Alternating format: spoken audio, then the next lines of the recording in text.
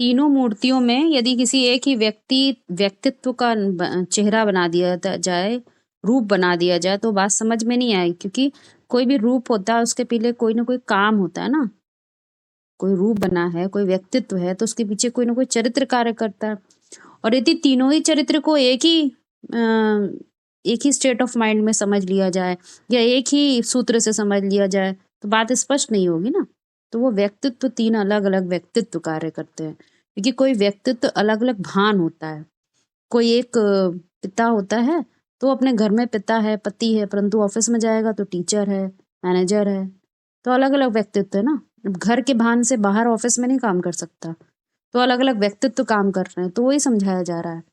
यदि उनको एक ही व्यक्तित्व का निर्माण कर दिया जाए तो वो कैसे समझ में आएगी, कोई बात समझ में नहीं आएगी, स्पष्ट नहीं होगी। चलिए, इसके बाद एक पॉइंट बोला जाता है महावाक्यों में कि शिव बाप की प्रवेशता के कारण वह माता ही वास्तव में ब्रह्मा अर्थात जगदम्बा साबित हुई है। उस जगदम्बा को कोई ज्ञान का सूक्ष्म जन्म देने वाला साकार में कोई माता नहीं होती। तो माता कौन है? तो जगत माता, इसका मतलब कौन सी गीता हो गई? झूठी गीता। शिव बाप की प्रवेशता के कारण वह माता ही वास्तव में जगदम्बा साबित होती है। शिव बाप की प्रवेशता के कारण। अब ध्यान देगा तो तीनों मूर्तियां हैं वो काम करने लग जाती है, एक्टिव हो जाती हैं। कैसे एक्टिव हो जाती हैं? जब शिव बाप की प्रवेशता होती है तो एक मूर्ति में कि तीनों मूर्तियां काम करती हैं? तीनों मूर्तियां होनी चाहिए, तभी वो शिव बाप की प्रवेशता होती है। तो ये बात समझने की है कि क्या समझने की है कि जब ज्ञान, मूल जो ज्ञान है क्या है, मैं देह नहीं हूं, उसके ऊपर भी मेरा अस्तित्व है, मैं आत्मा हूं। ये बात जब समझ में आती है तो जगत अम्बा फिर कौन हुई? वो जगत अम्बा क्या हुई? उसको बोला गौमुख। गौमुख है वो। तो आप ध्यान दीजिए अपने अंतर चेतना में जब हम ध्यान देते हैं तो काम होता है। क्या काम होता है? एक जो दुनिया बना रखी है ना अपनी, जो विस्तार है, कोई हमारा फलाना है, कोई हम है, कोई हमारा भविष्य है, कोई हमारा वर्तमान है, ये भी तो हमारा साथ में होता है ना। हमारा पास्ट, फ्यूचर, सब कुछ होता है। हमने कितनी परिकल्पनाएं कर रखी होती हैं, कितनी कल्पनाएं कर रखी होती कि हाँ हम ये करेंगे अपने जीवन में। कितने सजो रखते हैं, कितना वैभव, इतना वैभव ये भोगना है। या फिर हमने कितनी प्रॉपर्टी भी समेट के रखी हुई है कि आगे भविष्य में ऐसा ऐसा करेंगे। ये सब चीजें हमारे साथ में होती हैं। बहुत बड़ा दुनिया फैला रखी होती है हम लोगों ने, परंतु मालूम चलता है मैं आत्मा हूँ। तो फिर वहां गौमुख क्या कार्य करता है वो देखिएगा। जो ज्ञान तो सभी को एक ही ऐसा मिलता है, मैं आत्मा हूं। अब वो मैं आत्मा हूं ये जो ज्ञान है ना, इसके साथ जो है इसका कनेक्शन किससे हो जाता है? बड़ी माँ। बड़ी माँ मतलब जगत अम्बा। जो जगत का विस्तार हमने किया था, तो जगत का विस्तार सबने अपने अपने सत्य के रूप में किया था, सत्य के आधार पे किया था। आम का बीज है तो उसका विस्तार उसी गुण धर्म के आधार पे हुआ है। इमली का बीज है तो उसके उसी मूल गुण धर्म के आधार पे उसके वृक्ष का विस्तार हुआ है। तो अब क्या होता है, जो भी महावाक्य सुनते हैं, जो भी सच्चाई सुनते हैं, उसके जो अर्थ होते हैं वो अर्थ उसी के आधार पर निकलते हैं, समझ में भी आते हैं। सबको एक जैसा ज्ञान नहीं समझ में आता। तो वो जो ज्ञान सुनते हैं, वो जो वाणी निकलती है, उसको कौन सुनता है? तो बताते हैं कि मुख वंशावली ब्राह्मण सुनता है। मुख वंशावली ब्राह्मण, ध्यान दीजिएगा, मुख से निकली हुई बातों को सुनता है, कुख से निकली हुई बातों को नहीं। यानी जो बात समझ में आती है ना, जो बात बोली जाती है, बार बार आपने देखा होगा, आप लोग को एक उदाहरण देते हैं। जैसे जब आप ज्ञान में आते हो ना, जब शुरू की बात ले लो तो अंदर से लगता है अब बताओ इतना सारा कमा रखा है, ये सब विनाश हो जाएगा, ऐसा थोड़ी होना चाहिए, अभी थोड़ा टाइम लगेगा, अभी नहीं होना चाहिए, ऐसा होता है ना। फिर कोई बात सोचते हैं, अरे अभी तो हमको ये काम करना है, अब ये काम तो जरूरी है करना, नहीं करेंगे तो कैसे, हम ही तो करने वाले हैं। ये सब बातें आप लोग बताइए, चलता है कि नहीं ऐसे बातें? चलता है। है ना। तो वो हम लोग, हमारी बुद्धि में वो चीजें जो हमने ज्ञान सुना है, मैं आत्मा, मैं देह नहीं हूँ आत्मा हूँ, इस बात से ही सारी बातें जुड़ने लग जाती हैं, कनेक्ट होने लग जाती हैं, क्योंकि सबका विस्तार, सबके लिए दुनिया का विस्तार अपने अपने सत्य के आधार पर है। जगदम्बा के द्वारा बोला ना विस्तार होता है, तो अपने अपने सत्य को देखते हैं। तो बेसिक में भी जब हमने जाना मैं आत्मा हूँ, तो उससे पहले जो लौकिक जीवन था वो भी तो प्रकृति के आधार पे सत्य था। तो उस सत्य के आधार पे ही तो हम समझ करके वैसा ही अपने जीवन में विस्तार कर लेते हैं ना। मतलब जो आपने ज्ञान के पॉइंट्स को समझा वो बता रही हूँ। हाँ, तो वो तो होगा ही, परंतु वो सब बातें अंदर अंदर होती है। पहले पहले अंदर अंदर एक 3 मूर्तियां कार्य करने लग गई ना, तो वो उसका जो नाम दिया वो क्या दिया, गौमुख। गौमुख कैसी है, वो अपरा प्रकृति बताई है। क्योंकि देखिए विस्तार कैसे होता है, विस्तार बोलते हैं ना, ब्रह्म मतलब बड़ी, माँ मतलब माँ, तो ब्रह्म मतलब बड़ी, बड़ी मतलब विस्तार में, जो जिसका विस्तार हो चुका है। यानी सत्य का जब रज से कनेक्शन होता है तो विस्तार रूप लेता है ना धीमे धीमे। पहले सात्विक होगा, फिर धीमे धीमे तामसी हो जाएगा। तो वही बात समझने की है, जगत का विस्तार करने, सत्य उसमें व्याप्त है, परंतु कैसा हो गया, बहुत थोड़ा सा रह गया, बाकी सब झूठी झूठे रह गया। तो ऐसा विस्तार हो गई, वो विस्तार का जो जगत है वो जगत माता कहलाती है। जैसे आप लोग को उदाहरण दिया है ना माला का, माला में आखिरी स्टेज ऑफ माइंड क्या बताई गई है, जगत अम्बा, और पहली जगत पिता। तो ये बात समझनी है हम लोगों को।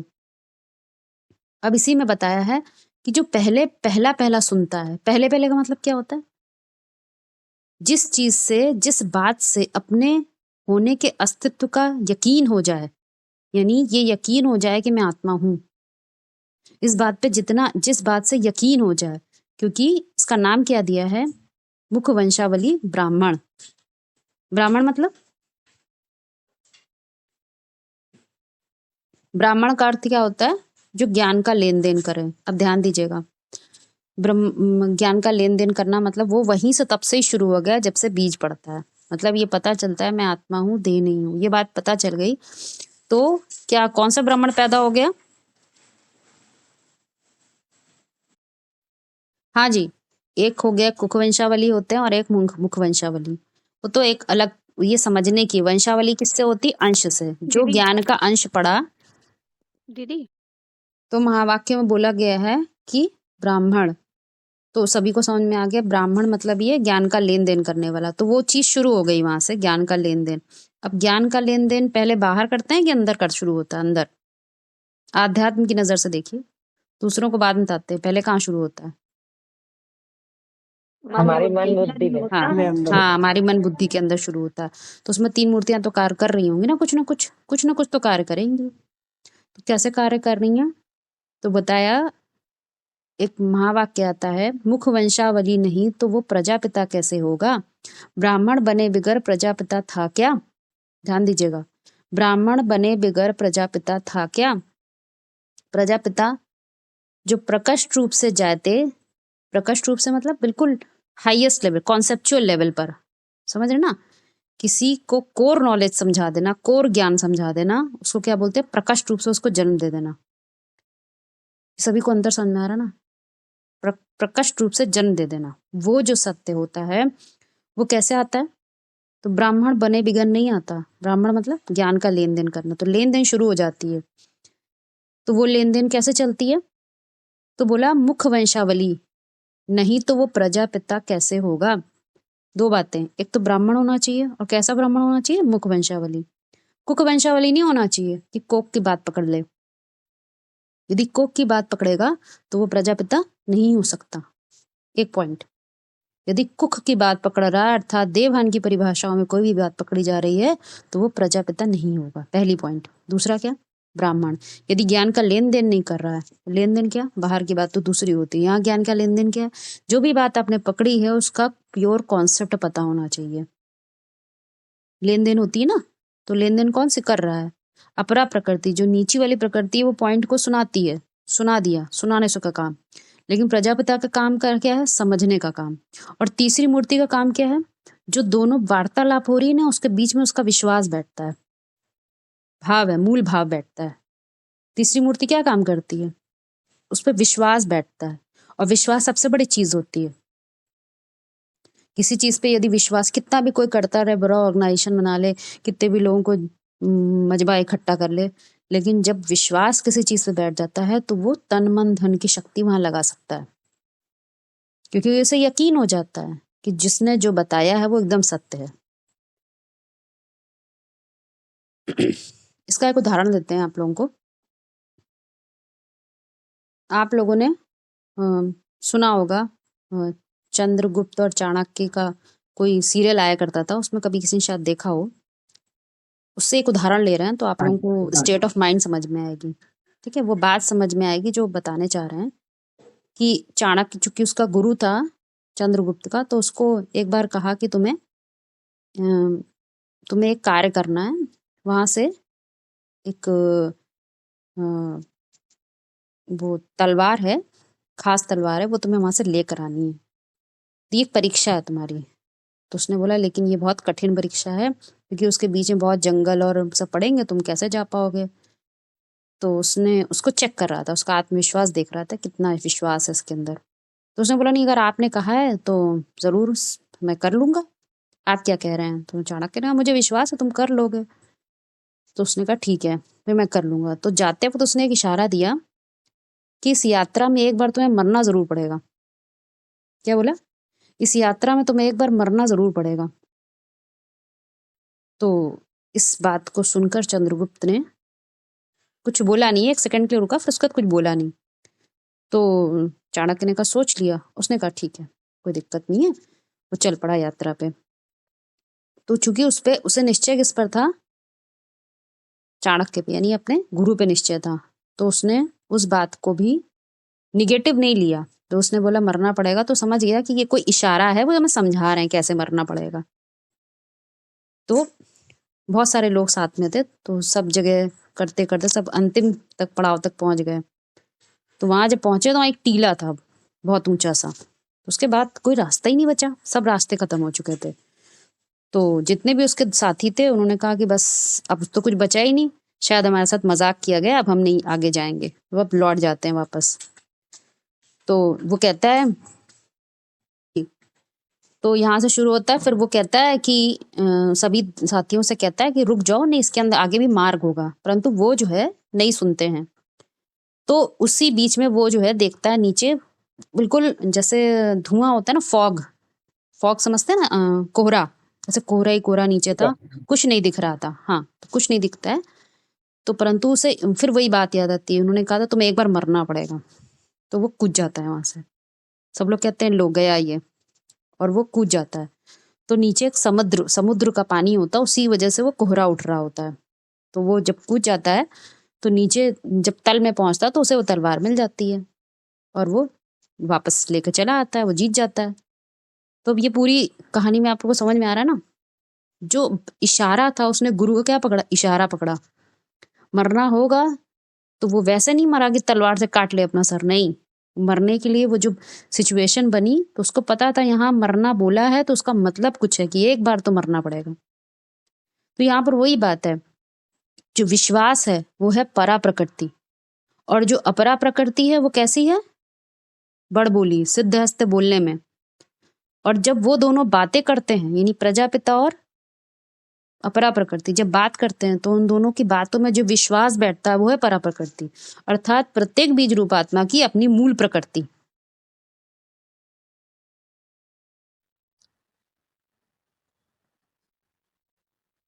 हाँ जी, परा प्रकृति और अपरा प्रकृति की बात हो रही थी। पुरुष की दो तरह की प्रकृति है।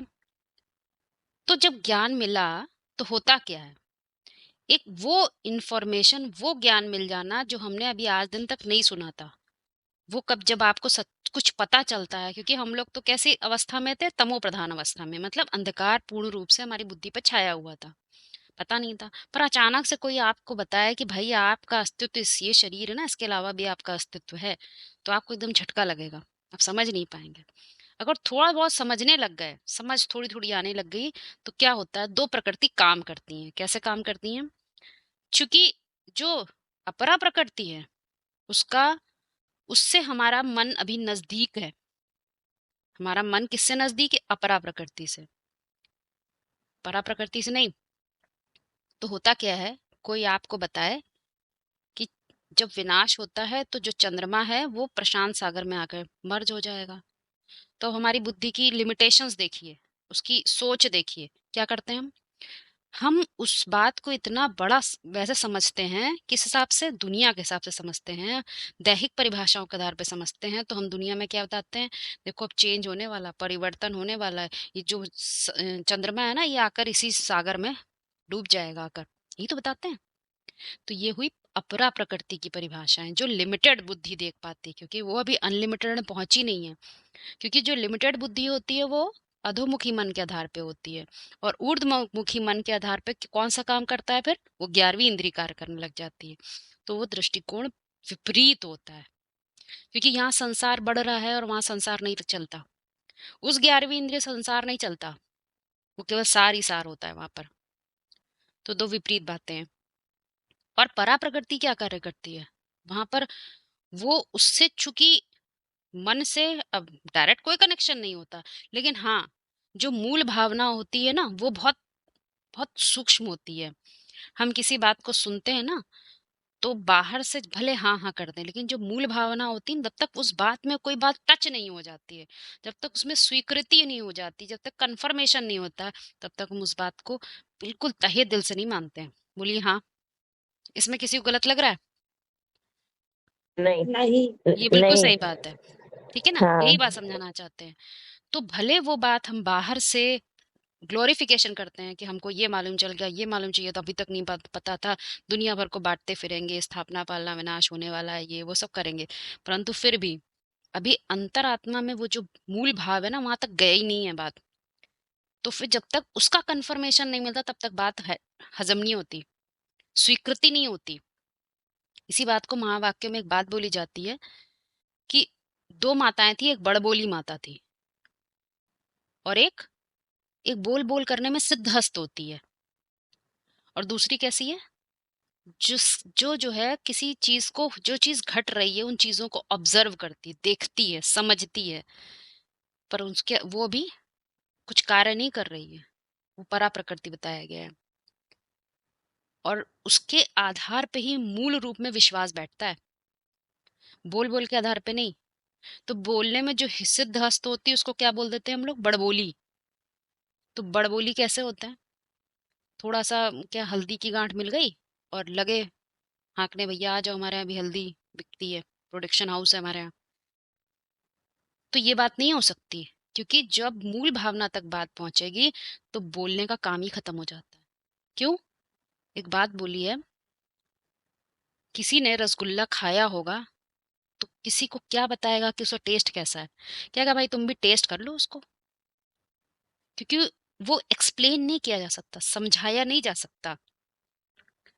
ये बहुत समझने की बात है। किसी किसी का किसी चीज पर विश्वास हो, मान लीजिए भौतिक जगत में भी किसी कोई सत्संग करते हैं, उनके ऊपर किसी का विश्वास है, कोई उनसे पूछे भाई आपका विश्वास इन पर कैसे है, तो वो ये कर सकता है कि बड़ी बड़ी बातें बताएगा, देखो उनका बड़ा ऑर्गेनाइजेशन है, वो इतनी अच्छी अच्छी बातें बोलते हैं, ये सब वो बोलेगा।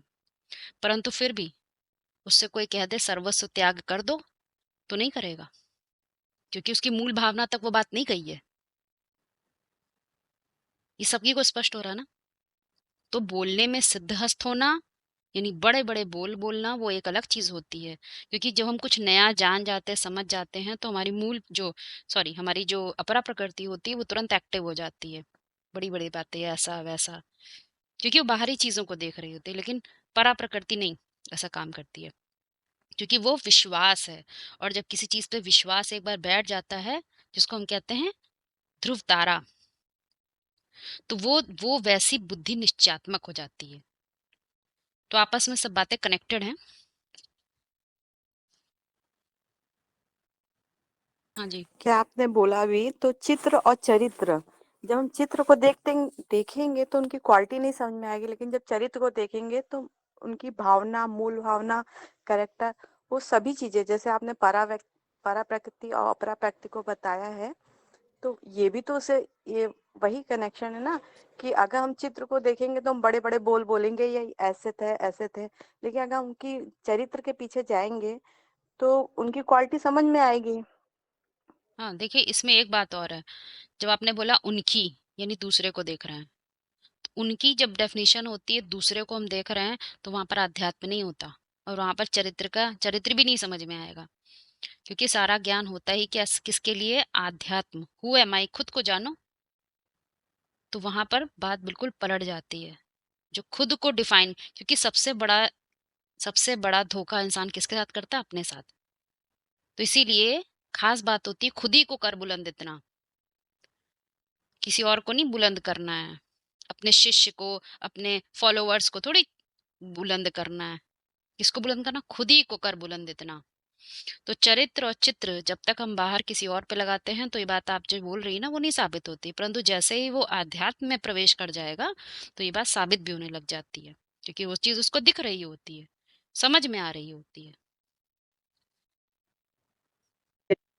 जो महावाक्य में बोला जाता है ना कि रिफाइन करना और चेंज करना, तो यहाँ पर रिफाइन का मतलब होता है सूक्ष्मता में जाना। अणु अणियास मनुस्मृत, जो मन बुद्धि में स्मृति है ना, वो स्मृति की खास बात है।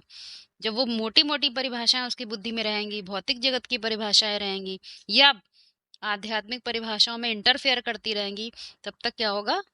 उतनी सूक्ष्म स्थिति नहीं होगी। सूक्ष्म सूक्ष्म में बन जाना है, तो एकदम से तो नहीं होता। तो उसकी पुरियां दिखाई है ना, धीमे धीमे पुर में ठहरती है मन बुद्धि। तो वहां पर स्थान भी बना है, वो स्थान मतलब जहां मन बुद्धि ठहरती है। तो इस तरह से सूक्ष्म में जाते हैं। सूक्ष्म में जाने का आधार क्या होता है? ज्ञान, नॉलेज। जो नॉलेज समझी होती है, जानी होती है, और पहले मोटे रूप पे जानी होती है। तो क्यों मोटे रूप में जानी होती है? इसका भी एक कारण है। क्या? महावाक्य में एक बात आती है कि तीन तरह की बातें, सबसे पहले तीन तरह की बातें आती। क्या? कि नई दुनिया की स्थापना होनी है, पुरानी दुनिया का विनाश होना है, और नई दुनिया की पालना शुरू हो जाएगी। फिर ये तीनों बात सभी को बताई जाती हैं कॉमन तरीके से, जैसे कि ये ज्ञान का फाउंडेशन ही है, सबको ये बात बताई जाती है। तो इसका क्या कारण है? फाउंडेशन की बात है तो इसका कोई रहस्य भी तो होगा ना। तो क्या रहस्य है? तो ये रहस्य अधोमुखी मन को इतना स्पष्ट नहीं होता। तो ये बात बोली जाती है कि वो अपने भागीदार से पूछता है। तो भागीदार कौन है? ये भी स्पष्ट कर दिया गया, राम और कृष्ण जन्म जन्म के भागीदार हैं। तो एक है जो जन्म जन्मांतर मन, जैसे मन है ना, मन जो है दुनिया में कैसे कार्य करता है? संकल्पों के बीज बोता रहता है, परंतु जो संकल्पों के बीज बोता है उसका कारण कौन होता है? प्रजापिता, प्रकट रूप से जन्म देने वाला। मतलब मानसिक स्तर पे जितनी सच्चाई होती है, वो ही सच्चाई के आधार पर प्रत्येक आत्मा अपने अपने जीवन में संकल्पों का बीज बोती है। ये ध्यान रखिएगा, संकल्पों का बीज बोना किसके कारण से है? प्रजापिता के कारण से है। तो ये एक प्रजापिता और एक ब्रह्मा उसको बोल देते हैं। ब्रह्मा जगत का विस्तार करता है, परंतु उसके मूल में उसका कारण कौन होता है? प्रजापिता होता है। तो ये दो आत्माएं होती हैं। तो अधोमुखी मन के आधार पे वो बात स्पष्ट नहीं होती, तो वो अपने भागीदार से पूछता है। तो भागीदार भी कैसा बताया? बुद्धिमान होना चाहिए, बुद्धिमत्ता होनी चाहिए, योग्यता होना चाहिए, और तीसरी एक और बात बताते हैं, सेल्समैन। अच्छा देखा जाता है तो भागीदारी दी जाती है। ये बात बहुत समझने की है। सेल्समैन की खास बात क्यों बोलते हैं? एक दुकानदार है, उसके पास हीरे जवाहरात हैं, परंतु अंतर क्या पड़ जाता है? खास अंतर क्या होता है? वो नहीं बेच सकता तो वो सेल्समैन को लगाता है, क्योंकि सेल्समैन को कहीं ना कहीं परख होती है कि कौन सा जो व्यक्ति जो सामने आया है उसकी बुद्धि पात्रता कैसी है। तो मैं कौन सा हीरा दिखाऊं, कैसी ज्ञान के कौन सा हीरा ऐसी पॉइंट निकालूं और उसको कैसे समझाऊं कि वो ये समझ ले। तो वो सेल्समैन की बात बताई है। भौतिक जगत में जो सेल्समैन होते हैं वो कैसे करते हैं? वो अपने फायदे के लिए काम करते हैं, परंतु यहाँ पर अपना फायदा नहीं होता। यहाँ पर कौन सा फायदा होता है? आत्म जागृति का विषय है कि आत्मा की जागृति हो। और दूसरी बात इसमें क्या है? उसको सेवा नहीं करते हैं, मतलब बाहर क्या करते हैं, वो अपने लिए काम करते हैं, परंतु यहाँ क्या होती है? ईश्वरीय सेवा होती है। दीदी, इसमें सेल्समैन की एक खास बात ये भी होती है कि वो घूम घूम कर व्यापार करता है। मतलब रमण करता रहता ना जगह जगह जा करके, तो यहाँ हाँ पर भी वही बात जी लगेगी। बिल्कुल। तो ये बात समझने की है कि दो तरह के हैं, वो हमें समझना पड़ेगा। मानसिक लेवल की सारी बातें हैं। तो अब 3 बातें उसको समझ में नहीं आती, स्थापना, पालना, विनाश, उसको एक्यूरेट बात समझ में नहीं आती। कैसी बात समझ में आती? मोटा-मोटा। कोई बताया कि चंद्रमा प्रशांत सागर में आकर डूब जाएगा, तो चूँकि उसकी बुद्धि में इतना एक्यूरेसी नहीं है उस चीज़ को देखने के लिए, तो वो उसको भी बाहर स्थूल में टैली करने लग जाएगा। इसीलिए 2 तरह की प्रकृति बताई जाती है पुरुष के साथ। पुरुष को कोई जानकारी मिलती है, तो वो जानकारी मिली, परंतु 2 प्रकृति भी तो है। एक प्रकृति कैसे नाम बताया उसको? सच्ची गीता। दूसरी प्रकृति का नाम बताती है झूठी गीता। तो सच्ची गीता परा प्रकृति है, यानी सत्य के आधार पर। सत्य कौन सा सत्य? Universal truth. जो यूनिवर्सल ट्रुथ है, उसके आधार पर जो भी बात होगी, वो कैसी होगी? अविनाशी, यानी यूनिवर्सल होगी। कभी वो उसको काटा नहीं जा सकता। और वही बात में जब झूठ मतलब मिक्स होना, यानी वो डेफिनेशन मिक्स हो जाना, वो परिभाषाएं उसमें जुड़ जाना, जो समय, स्थान, वायुमंडल के कारण मिट जाती हैं, उनको हम क्या बोलते हैं? झूठ। वो यूनिवर्सल नहीं होते, वो यूनिवर्सल ट्रुथ नहीं होता है। वो कैसा ट्रुथ होता है? आज सही हो सकता है, लेकिन कल जैसे ही हमारी स्टेट ऑफ माइंड बदलेगी, हम ऊंची अवस्था में जाएंगे, तो हमें वही पुरानी बात खराब लगने लगेगी, गलत लगने लग जाएगी, प्रमाणित नहीं होगी वो बात।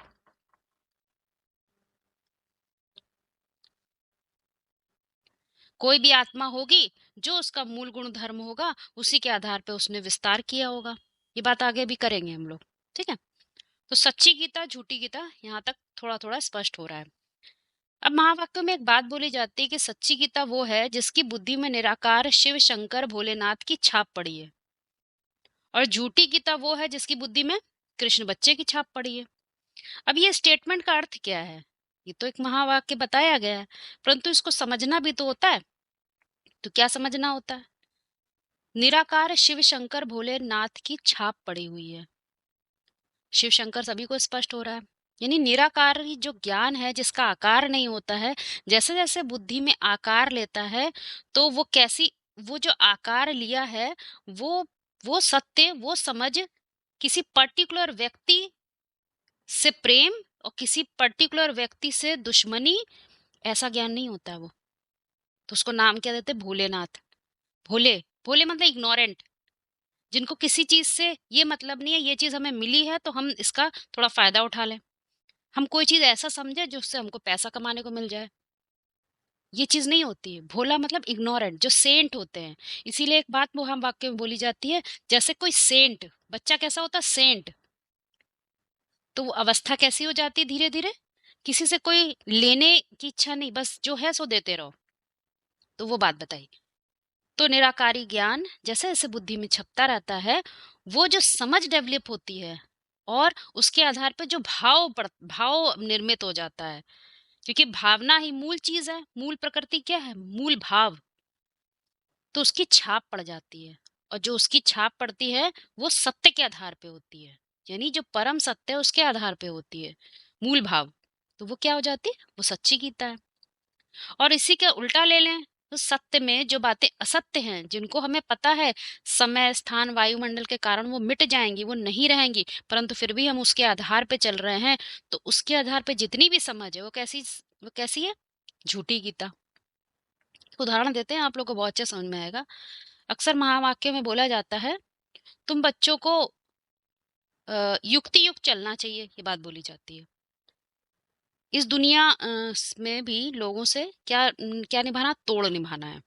अब देखिएगा, जिसने ये वाक्य बोला, उसकी स्टेट ऑफ माइंड तो प्योर आध्यात्मिक है, आत्मा की ही बात कर रहा है, परंतु हमने उसको पकड़ा कैसे? क्योंकि अपनी स्टेट ऑफ माइंड के हिसाब से पकड़ा। तो हम कहते हैं तोड़ निभाना है। कहीं गए, थोड़ा सा अपना खा पी भी लिया, चलो कोई बात नहीं, तोड़ निभाना है। थोड़ा बहुत सब में रम भी गए, भाई तोड़ निभाना है। तो हमने किसी बात को जो समझना चाहिए तो सो तो नहीं समझा। तो ये सच्ची गीता हुई कि झूठी गीता हुई? झूठी गीता। ये बात है। ये क्योंकि जो बात आपने समझी है वो आज और कल में बहुत फर्क कर जाएगी। जैसे ही आपको बात समझ में आएगी तो आपको समझ में आएगा हमने कितनी बड़ी-बड़ी गलतियाँ की थी। वो गलतियाँ तब तो कर दी लेकिन उसका खामियाजा तो अभी भुगतना पड़ेगा ना। तो ये सब स्टेट ऑफ माइंड की बातें हैं। यहाँ तक सभी को स्पष्ट हो रहा है?